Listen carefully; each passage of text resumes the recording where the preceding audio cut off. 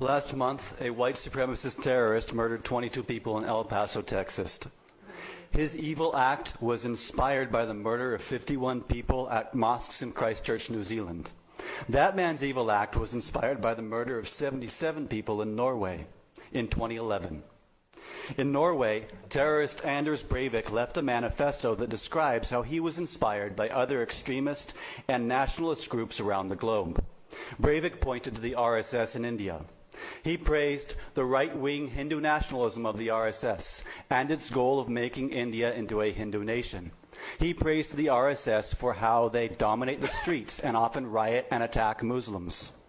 He said the goals of white supremacists and the RSS are identical and that they should learn from each other and cooperate as much as possible.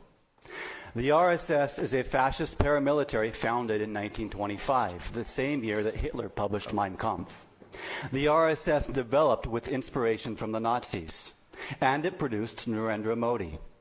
In 2002, Modi presided as soldiers of the RSS massacred 2,000 Muslims.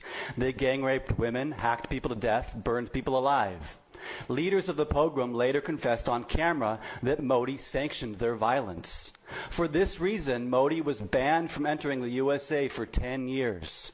Today, under Modi's iron-fisted regime, Christians, Dalits, Muslims, Sikhs, and every Hindu who disagrees with the hate, violence, and supremacy of the RSS lives in fear of their lives.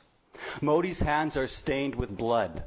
Those who shake his hand in welcome cannot wash their hands of complicity in his crimes. Bishop Desmond Tutu once said, "If you are neutral in situations of injustice, you have chosen the side of the oppressor. So what then if you roll out the red carpet for the oppressor?" The philosopher Plato said, "Silence is consent." So what then if you raise your voice in support of the oppressor? Rather than howdy Modi, the city of Houston ought to be saying adios Modi. And I would like to enter into the record one copy for every council member of a 50-page brief